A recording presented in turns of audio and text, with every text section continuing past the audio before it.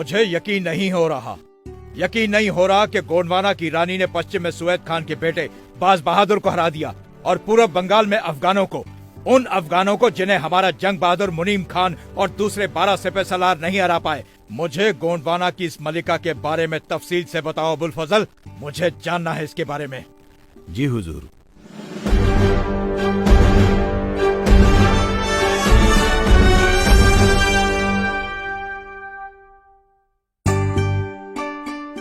चूंकि हमारी पुत्री का जन्म दुर्गाष्टमी को हुआ है, इसीलिए हम इसका नाम दुर्गावती रखेंगे।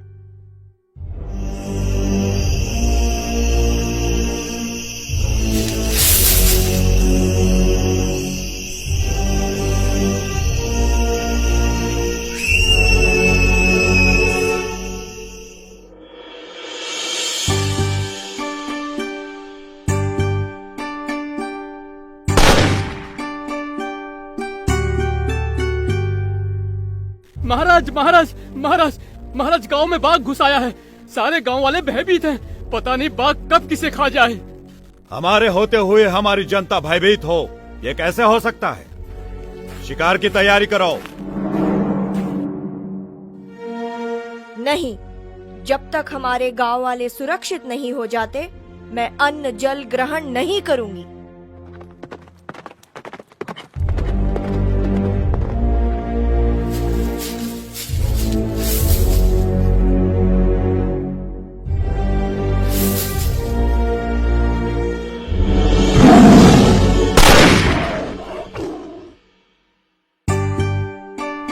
उचित ही मैंने तुम्हारा नाम दुर्गावती रखा था। अब तो मेरी बस यही चिंता है कि तुम्हारे ही समान तुम्हें योग्य महावीर वर मिल जाए।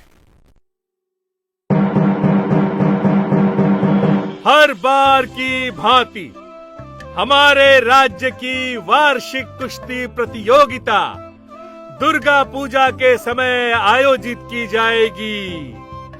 आसपास के सारे राज्यों के एक से एक धुरंधर लड़ाके इस प्रतियोगिता में भाग लेंगे।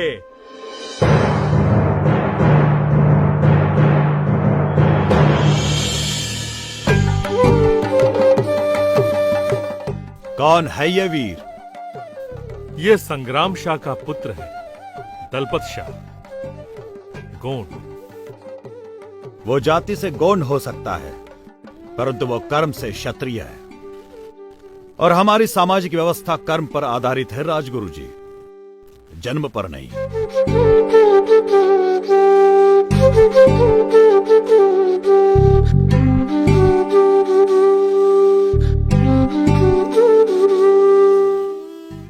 तुम बड़ी खोई खोई सी दिख रही हो दुर्गा, कोई बस गया है मन में। ये पत्र उसे दे देगी? किसे? मुझसे ठिठोली मत करो। अपनी तलवार उठाओ और एक पराक्रमी क्षत्रिय की भांति मुझे जीत कर दिखाओ।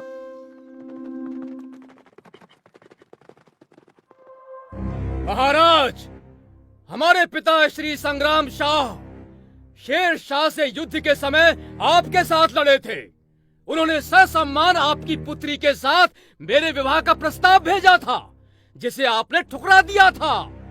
परंतु आपकी बेटी मुझसे विवाह करना चाहती है और मेरी मनोकामना भी यही है। इस हेतु मैं आपको युद्ध की चुनौती देता हूँ। इस चुनौती का क्या उत्तर सोच रहे हैं महाराज?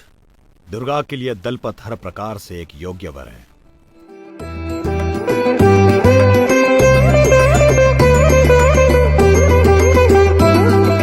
हम इसका नाम वीर नारायण रखेंगे। क्या हुआ? कोई जल्दी वैद्य को बुलाओ। दलपत का स्वास्थ्य दिनों दिन बिगड़ता चला गया और शीघ्र ही अतिशय रुग्णता के कारण दलपत की मृत्यु हो गई।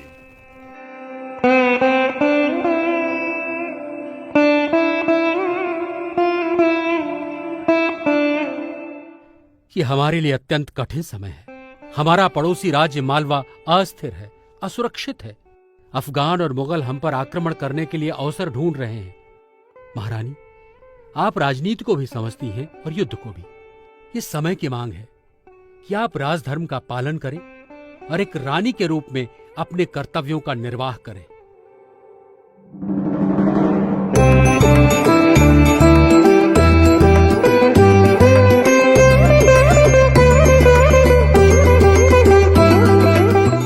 हम अपने धर्म, संस्कृति और राष्ट्र को बचाने में सर्वदा सफल रहे।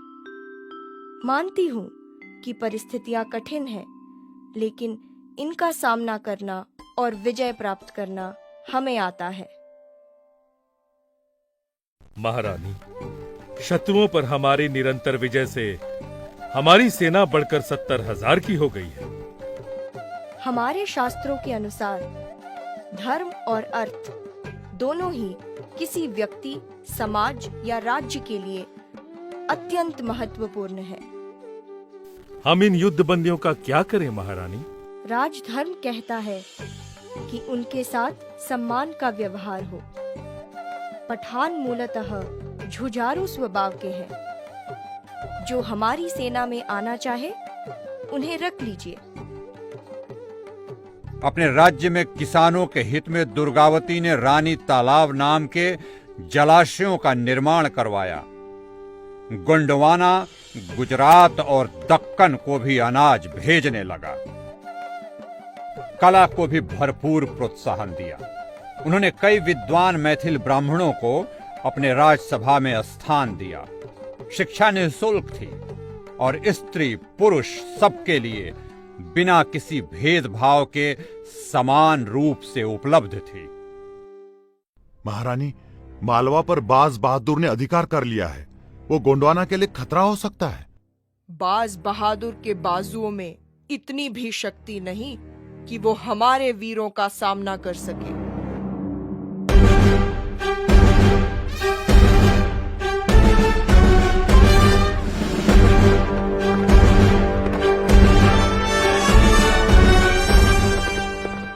दो बार पराजित होने के पश्चात भी तुमने पुनः हम पर आक्रमण करने का दुस्साहस किया है बाज बहादुर। पराजित के ऊपर शस्त्र उठाना हमारे लिए धर्म विरुद्ध है, इसलिए मैं तुम्हें प्राणों का भीख देती हूँ। एक बार गोंडवाना हमारे अधीन हो जाए तो मुगल साम्राज्य न सिर्फ ताकतवर हो जाएगा, बल्कि हम वहां से आने वाले लगान से माला माल हो जाएंगे।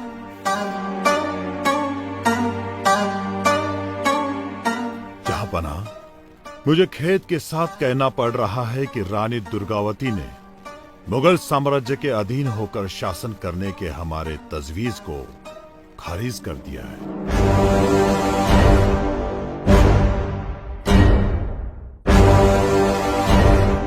तुम दूत हो, इसलिए मैं तुम्हें यहाँ से जीवित जाने का अवसर दे रही हूँ।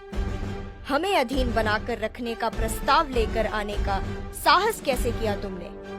हमारे लिए किसी के अधीन बनकर जीने से अच्छा है युद्ध में लड़कर मर जाना। इतनी बड़ी गुस्ताखी अकबर तुम्हें माफ नहीं करेगा। ये मुगलिया सल्तनत की बेइज्जती है। उसे इसके लिए भारी कीमत चुकानी पड़ेगी। बाज बहादुर कमजोर हो चुका है। हम अगर मालवा पर चढ़ाई करके जीत लें तो गोंडवाना पर हमला करने के लिए हमारा रास्ता साफ हो जाएगा।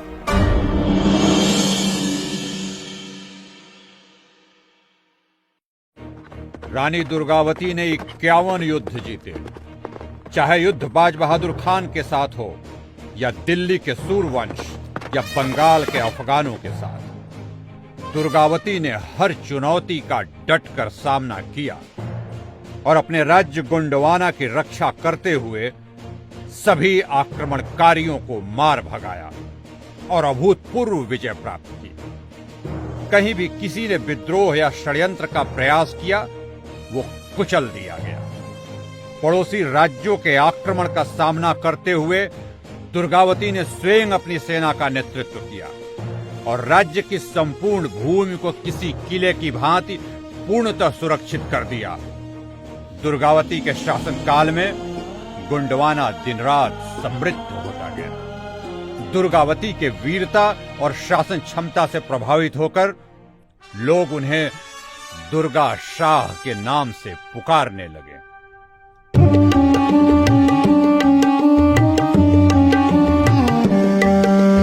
शर्म की बात है, चुल्लू भर पानी में डूबकर मर जाना चाहिए मुझे।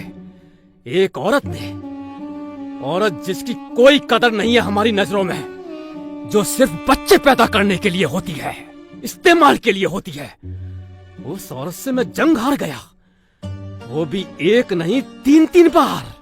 लानत है मुझ पर। जनाब, अकबर की फौज ने मालवा पर हमला कर दिया। क्या कह रहे हो? क्या कह रहे हो तुम? बर्बाद हो गया, मेरा खेल खत्म, मैं खत्म हो गया। अब जान बचाकर भागने में ही भलाई है मेरी।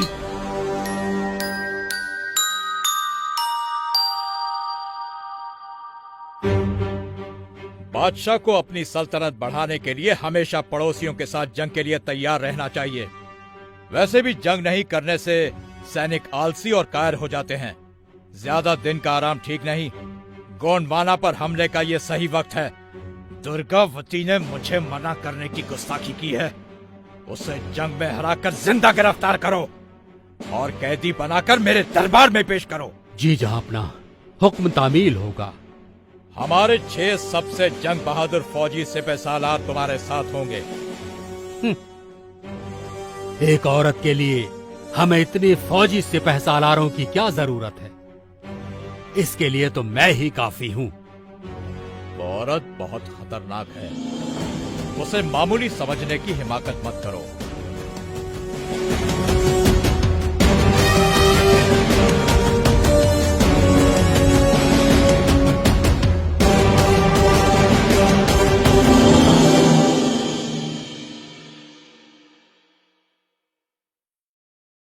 हुजूर, ये गोंडवाना दौलत से भरपूर है, लेकिन इसको जीतना नामुमकिन की हद तक कठिन है।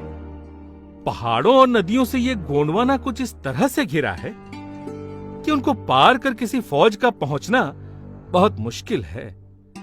दुर्गावती की फौज तो बाद में लड़ती है, ये पहाड़ दुश्मन से पहले लड़ते हैं। हमें इस सब से निपटने के लिए कोई तरीका सोचना होगा। हमारी घोड़ों और हाथियों की फौज उस रानी को घुटनों पर ला देगी, मजबूर होकर गिड़गिड़ाएगी वो हमारे सामने। मुझे अपनी फौज पर पूरा भरोसा है। सरहद के गांवों पर हमला शुरू करो। हुजूर, क्यों ना हम दौलत का लालच देकर दुर्गावती के फौजियों और सिपह सलारों को खरीद लें? वाह, बहुत खूब, बहुत खूब। इसी तरह से तो हम आज तक जंग जीतते आए हैं, नहीं तो इन काफिरों से जीतना नामुमकिन है। महारानी, अकबर की सेना दमोह तक आ पहुंची है। हमारी सेना अकबर की विशाल सेना का सामना नहीं कर पाएगी। ये युद्ध हर प्रकार से अकबर के पक्ष में है। हम संख्या में थोड़े हैं और उनके पास तोपें हैं। हार का अपमान सहन कर शत्रु के चरणों में अपना शीश झुकाने से अच्छा है युद्ध में पूरी शक्ति से पराक्रम करना और वीर गति को प्राप्त करना। इस समय हमारे पास 20,000 सैनिक हैं, लेकिन मैं उन सबके प्राणों की बलि नहीं चढ़ा सकती। मुझे बस 500 पराक्रमी सैनिक चाहिए। बाकी के सैनिक यहीं रुककर गोंडवाना की रक्षा करेंगे। हम शत्रुओं पर आक्रमण कहाँ करेंगे महारानी? ये देखिए, नरई की घाटी से आने वाले मार्ग के दोनों ओर प्रकृति स्वयं गोंडवाना की अजय प्रहरी बनकर खड़ी है। शत्रु को चुनौती देने का इससे अधिक उत्तम कोई और स्थान नहीं हो सकता।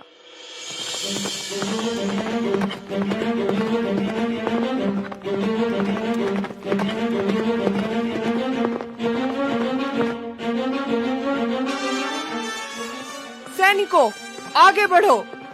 नरई की घाटी में उस दिन मुगलों और रानी दुर्गावती की सेना में भयानक युद्ध हुआ। दुर्गावती के एक एक योद्धा काल की भांति शत्रुओं पर टूट पड़े। भयानक युद्ध में दोनों ओर से अनेकों योद्धा मारे गए, लेकिन अंत में रानी दुर्गावती की विजय हुई। अपनी सेना का वीरता से नेतृत्व करती दुर्गावती ने मुगलों को खदेड़कर घाटी से दूर भगा दिया।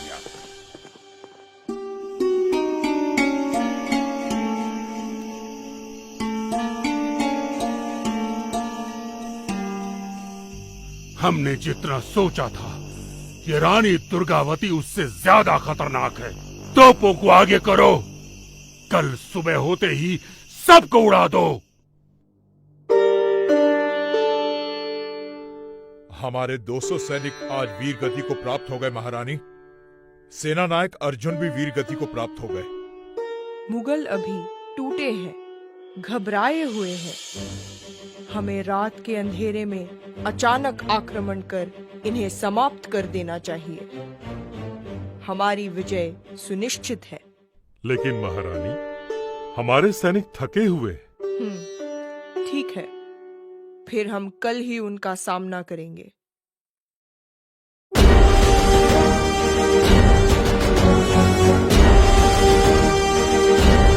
आगे बढ़ो।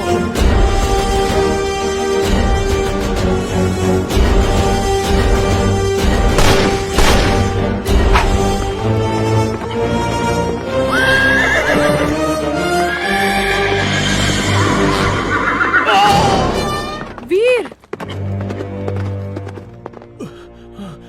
चिंता ना कीजिए माता, मैं ठीक हूँ। वीर नारायण को चौरागढ़ में सुरक्षित स्थान पर ले जाओ। आगे बढ़ो।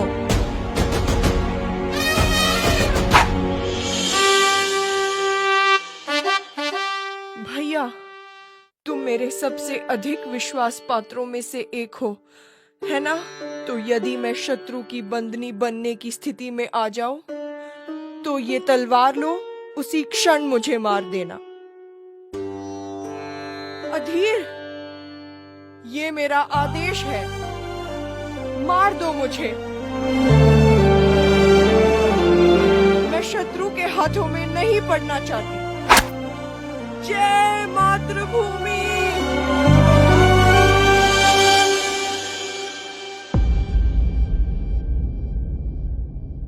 मृत्यु का आलिंगन करते हुए भी दुर्गावती की महानता स्पष्ट रूप से उनके व्यक्तित्व में दृश्य थी। लूट, हत्या, बलात्कार जैसे घृणित कुकर्म करते हुए अकबर गोंडवाना की ओर आगे बढ़ता गया और आने वाली लड़ाइयों में वीर नारायण भी मारा गया। गोंडवाना पर कब्जे के पश्चात अकबर ने दलपत शाह के भाई को अपने अधीनस्थ शासक के रूप में नियुक्त कर दिया। महेश ठाकुर को अधिकारी बनाया गया, लेकिन पराजय के पश्चात भी दुर्गावती की वीरता सदा सर्वदा के लिए भारतवर्ष के हृदय में अंकित हो गई। जबलपुर के चारों ओर 43 किलों का निर्माण कर दुर्गावती ने गोंडवाना की किलेबंदी की थी। उसकी युद्ध रणनीति भविष्य के राजवंशों के लिए प्रेरणा स्रोत हो गई। रानी दुर्गावती के बलिदान को आज भी देशभक्त भारतीय बलिदान दिवस के रूप में मनाते हैं। रानी दुर्गावती के सम्मान में 1983 में मध्य प्रदेश की सरकार ने जबलपुर विश्वविद्यालय का नाम बदलकर रानी दुर्गावती विश्वविद्यालय कर दिया। 24 जून 1988 को भारत सरकार ने उनके सम्मान में एक डाक टिकट भी जारी किया था। यही कारण है कि हमारा जीवन आज सुरक्षित है, सुखद है और स्वतंत्र है, और इसका सारा श्रेय दुर्गावती जैसे महान योद्धाओं को जाता है।